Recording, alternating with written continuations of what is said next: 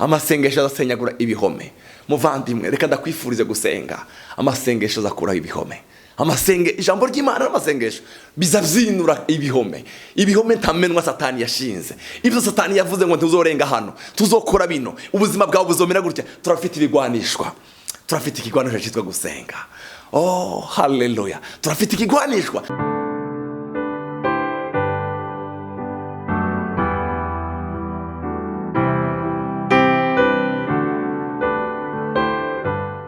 Bakunzi ba CANAAN TV, nongeye kubaramutsa cyane mbifuriza amahoro ya Kristo Yesu aganze imitima yanyu. Twari tumaze igihe kinini tutari kumwe kubera ibindi bikorwa nari maze mu igihe.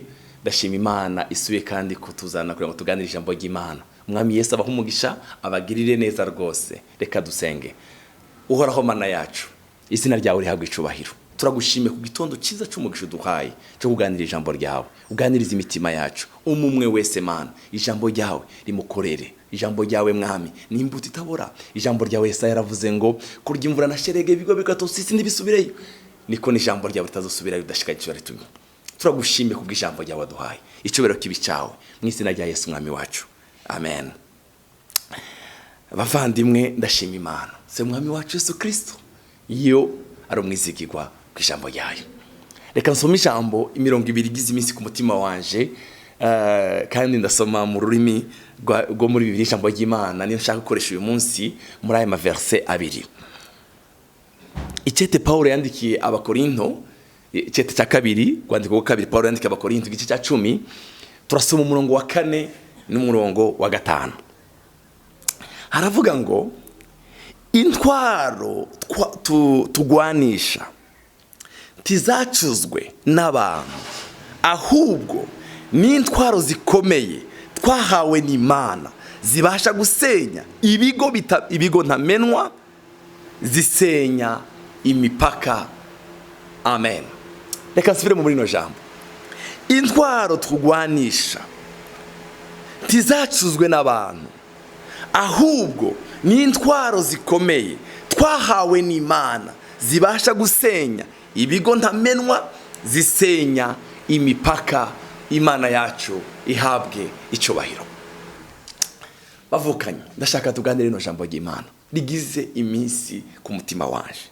Intwaro tugwanisha tizacuzwe, tizakozwe n'abana b'abantu, tizakozwe n'ibihugu bikomeye, tizakozwe n'abantu bakomeye, ahubwo ni intwaro zikomeye twahawe n'Imana. Haleluya. Imana ishimwe ku ntwaro yaduhaye. Imana ishimwe ku ntwaro yaduhaye. Yaduhaye intwaro zitacuzwe, zitakozwe n'abana b'abantu, ahubwo izo ntwaro zibasha gusenya ibigo ntamenwa. Haleluya. Ibigo ntamenwa. Hariho ibigo ntamenwa. Hari ibyo Satani yubaka, hari ibyo agerageza kubaka mu miryango yacu, hari ibyo agerageza kubaka mu gihugu, hari ibyo agerageza kubaka mu bantu, hari ibyo agerageza kubaka impande zose. Ariko Imana yacu ishimwe ko yaduhaye ibigwanishwa ntamenwa. Ivyo bigwanishwa yaduhaye nivyo gusenya ibigo ntamenwa, amamire ntamenwa, ibintu bikomeye cyane. Haleluya. Umurongo wa 5 kugira ngo nze kubabwira ivyo bigwanishwa twahawe ivyo ari byo. Umurongo wa 5, zikanahirika inkuta ndende zose zashiriweho gutambamira abantu ngo batamenya Imana. Hari ibintu byashiriweho, ibikuta binini, ibikuta ntamenwa byashiriweho gutambamira abantu kumenya Imana. Haleluya. Reka ndabaganirize ibigwanishwa bitatu twahawe n'Imana, intwaro zitatu twahawe n'Imana, zitakozwe n'abana b'abantu, zitacuzwe n'ibihugu bikomeye, ariko zifite imbaraga.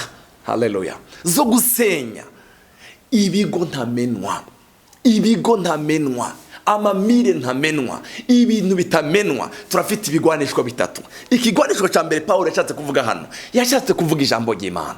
Haleluya. Ijambo ry'Imana rifite imbaraga zo gusenya ibigo ntamenwa. Ijambo ry'Imana rifite imbaraga zo gusenya no gukuraho. Hano muri Bibiliya zavuze ngo zisenya imipaka. Hari igihe Satani atwubakira, hari igihe avuga ngo tuzorenga hano, hari igihe avuga ku miryango yacu, hari igihe basogokuruza bacu bakora ibintu kutamenya, hari ibyo za karande zigenda zidukurikirana, ariko igihe cyose duhagurutse, haleluya, tugahugarukana ijambo ry'Imana, turakuraho tugasenya ikintu cyubatswe imyaka majana imbere yacu, imyaka 50, ijambo ry'Imana rirasenya rigakuraho. Haleluya. Yeremiya, Imana yaramubwiye ngo, Yeremiya we, nshize ijambo mu kanwa kawe, kandi iryo jambo ni iryo gusenya, kurandura, gukomvomvora. Haleluya. Hari ibyubatswe, hari inzitiro ntamenwa zubatswe n'umwazi, ariko Imana ishimwe kubw'ijambo ryayo yaduhaye. Oh, haleluya, haleluya. Yesu yaravuze muri Matayo ngo ikintu cyose umwami wacu atateye kizogira gute? Kizoranduka. Icyo umwami wacu atateye kizokugwaho, kizomenegwa, kizovanwaho. Turafite ibigwanishwa. Pawulo yagerageje kubivuga neza. Intwaro tugwanishwa tizacuzwe n'abantu, ahubwo ni intwaro zikomeye twahawe n'Imana. Intwaro zikomeye twahawe n'Imana. Twahawe intwaro zikomeye, ijambo ry'Imana. Haleluya. Ijambo ry'Imana ni intwaro zikomeye twahawe n'Imana. Ijambo ry'Imana ni ikigwanishwa gikomeye twahawe n'Imana. Ico tigihusha, tigihusha, kirasenya gihereye mu mizi. Twahawe ijambo ry'Imana, twahawe ijambo ry'ikigwanishwa cyo gusenya ibihome ntamenwa, imamire, ibyo Satani yubatse akarimbira yarashinze. Twahawe igwanishwa arico ijambo ry'Imana. Ikigwanishwa cya kabiri n'amasengesho. Reka mbabwire ukuntu Paulo na Sila bagikoresheje. Barafunzwe, bashigwa hagati mwibohero. Umuzamu yarabahagaze hanze ku murango, bari babakubise, bari babamerewe nabi, ariko babashira hagati y'ibyuma, babashira hagati y'inzu, ariko babasigira ikiganisho cyo gusenga. Barabwirana, baravuga ngo se ko twasigiwe gusenga, ko twasigiwe akanwa kacu batagafunze, reka duhimbaza umwami wacu. Mu gicuku barasenga, bahimbaza umwami wabo. Ikigwanishwa bari bajanye muri prison centrale. Oh, haleluya, haleluya, basenze, amajwi yabo arazamuka agera ku Mana. Imiryango nta muntu ayikozeho irakinguka, amagufuri aracikagurika, arakugwaho, nta muntu n'umwe awukoze. Kubera iki? Bari bafite ikigwanishwa gikuraho, haleluya, ibihome, gisenyagura ibihome, gisenyagura ibihome. Amasengesho asenyagura ibihome. Muvandimwe, reka ndakwifurize gusenga. Amasengesho azakuraho ibihome. Ijambo ry'Imana n'amasengesho bizabyinura ibihome. Ibihome ntamenwa Satani yashinze. Ibyo Satani yavuze ngo tuzorenga hano, tuzokora bino, ubuzima bwawe buzomera gutya. Turafite ibigwanishwa. Turafite ikigwanishwa cyitwa gusenga. Oh, haleluya. Turafite ikigwanishwa cyitwa gusenga. Ico kigwanishwa gikuraho, gisenyagura, haleluya, igihome ntamenwa. Ibyo Satani yaravuze ngo tuzogera hano, ariko gusenga kwawe. Icya gatatu, ikigwanishwa cyitwa gushima. Amashimwe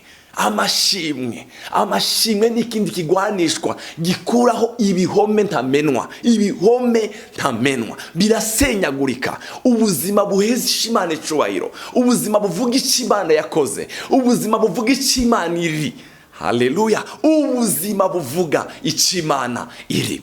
Yehoshafati agiye kugwana, yabwiye abantu bari kumwe, arababwira ngo nta kindi kigwanisho dukoresha, mureke duhimbaza Imana. Baririmba Zaburi 136, baririmba imbabazi z'Imana. Baravuga ngo nimushime ko ibitangaza bikomeye yonyine, ngo kuko imbabazi zayo zamahuye bidashira. Bibuka ibitangaza Imana yakoze. Baravuga ngo yishe umwami Sihoni, umwami w'Abamori, yica na Ogi, umwami w'Abashami. Oh, haleluya. Baravuga ngo niyikora ibitangaza bikomeye yonyine. Bahimbaza Imana yabo, baratazira amaboko, bazamura amaboko yabo, bararirimba. Abanzi babo ibihugu bitatu byari byaje kubatera bisubiranamwo. Haleluya, bisubiranamwo. Amashimwe ni ikindi kigwanishwa Imana yaduhaye gisenyura ibihome Satani yubatse. Hari igihe Satani aguma kwereka ibitaraba, ariko reka tubwire Imana ibyabaye, reka tuyihimbaze mu byabaye. Umva ndakubwire, nariko ndamedita kuri no bintu bitatu. Ibi bintu bitatu bigwanishwa bitatu Imana yaduhaye bisenyura ibihome ntamenwa, biskuraho ibihome ntamenwa. Hari igihe Satani ashaka kukubakira ibihome, akakubwira ngo tuzorenga hano, akakubwira ngo tuzokora bino, akakubwira ngo ubuzima bwawe buzomera gutya. Ariko turafite ijambo ry'Imana rikuraho kukarimbi Satani yashinze. Turafite ijambo ry'Imana rikuraho ibyo bihome bitamenwa, rikura karimbi zisenya impare. Haleluya. Icyo Satani yavuze ku buzima bwawe kirakugwaho. Hari igihe abantu batuvugaho amajambo mabi, hari igihe abavyeyi batwatura ko ibintu bitari byo, bikugwaho n'ijambo ry'Imana. Haleluya. Twebwe turabanyamugisha, turi isoko y'umugisha.